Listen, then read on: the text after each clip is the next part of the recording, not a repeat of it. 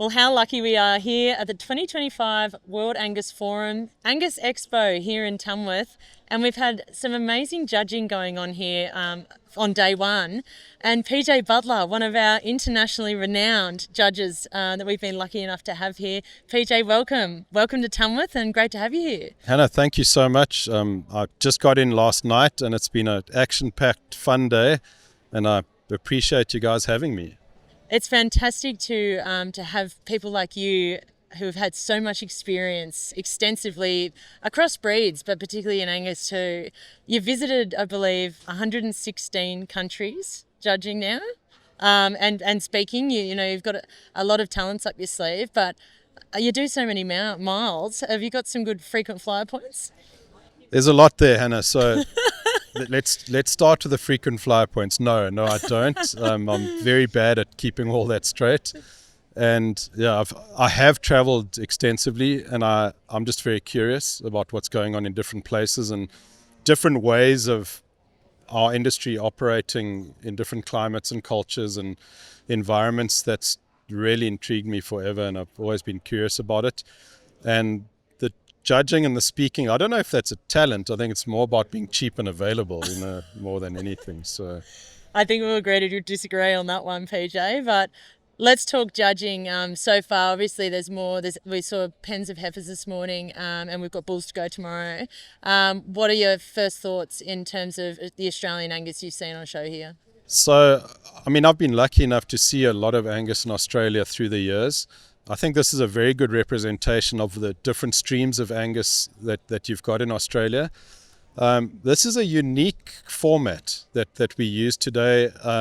It makes it a little tricky as an individual to actually get your philosophy across, because there are three of us. They include the data, they include the phenotype. There are 10% points for uniformity. So your influence on pushing a certain philosophy forward is quite limiting because of that, but maybe it's a good thing. Maybe it's as democratic a process as you could get. And I enjoyed it. There were a lot of good cattle that came through there today.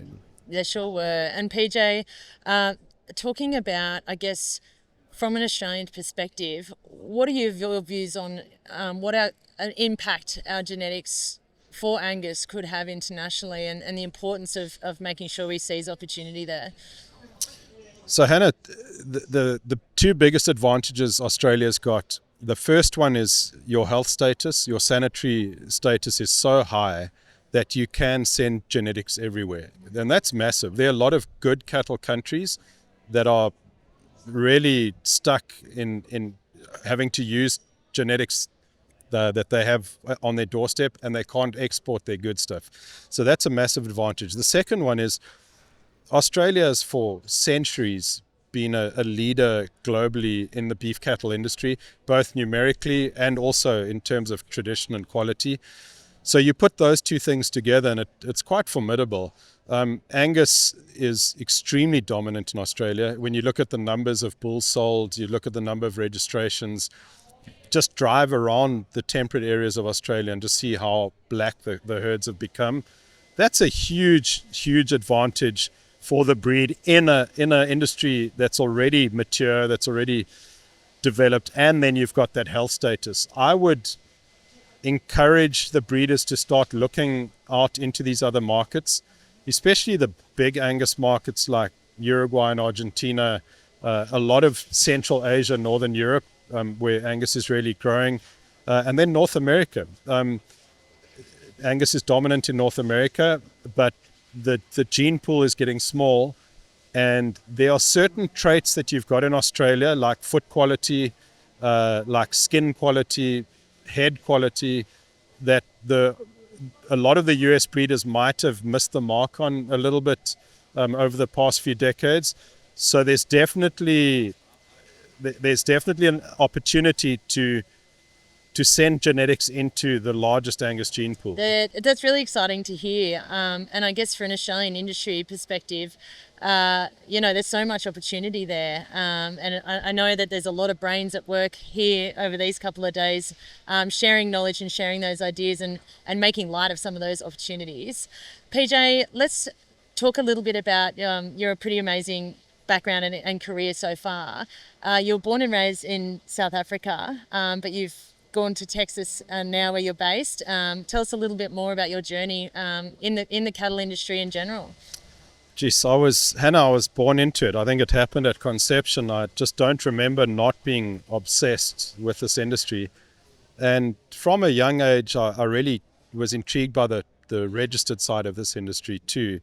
And I think I was about 14 or 15 when I started my own registered herd and grew that with some partners and expanded it onto different properties.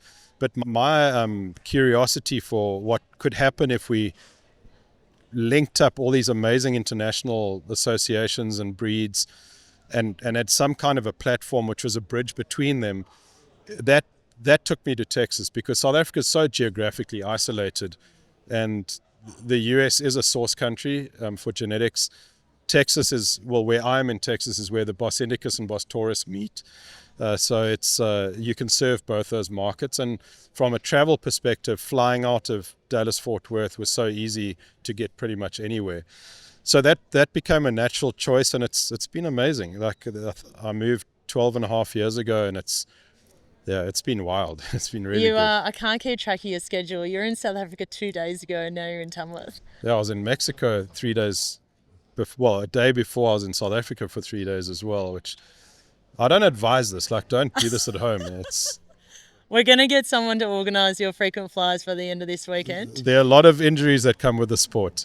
So, I bet. Yeah. PJ, we've got more judging ahead. Let's talk a little bit about what is it that you are looking for across the board in terms of some of these animals for the Angus breed? Yeah. So I think from a phenotype standpoint, which I'm a big propagator of phenotype, I think that what the animal looks like is what it is. And they are focused very firmly and strongly on cattle that can eat, walk, and reproduce. And then I think we need to focus on the fundamental profit-driving traits of fertility, adaptability, longevity, functional efficiency. It's too tempting I suppose it's seductive to go after muscle, milk, growth, marbling, weight. And those are good traits, to pay attention to, but they're totally irrelevant if we don't lay the foundation first with those aforementioned profit traits. And then I do, like, especially an event like this, which is a national event and it's animals coming from all different latitudes, all different altitudes, different climates, then the good cattle will come in different shapes and sizes, and tomorrow we'll see some red cattle, so different colors as well. And good cattle are not restricted to a size or a type. And then the other thing I'd like to stress is we've all got our philosophy or idea of what a good one looks like, but once that good one is selected, the breeders and the visitors still need to decide whether that fits their objectives and their resources and their environment. So, to put it in a nutshell, I like average cattle. Like, I really like average cattle. I like cattle that aren't too much of anything but enough of everything. And in a herd of cattle, if you eliminated the ones that didn't look like the others, I like what's left. The ones that aren't too small or too big or too thick or too skinny or, too wild, or, the ones that are just there at the end once you've eliminated the outliers. So you want really good maintenance and consistency, I suppose. Yeah, and consistency is key in any product line. So it doesn't matter what you're merchandising, the consumer expects it to be the same over and over again. And I think you get consistency and uniformity by breeding for average. As a commercial producer myself, some of those like profitability traits, but the emphasis on consistency, that really is at play for us as well. For sure. Yeah, really interesting. So just look for the best average cattle. I like it. You heard it here first. PJ, thank you so much. We look forward to the continuation of the judging rounds tomorrow. But what has been a great World Forum so far. The Angus Expo here has been fantastic. Great to have you here, and we look forward to inviting you back to Australia soon. Well, I really appreciate it, and thanks for chatting to me, and thank you for having me here. This is an incredible event. Thank you.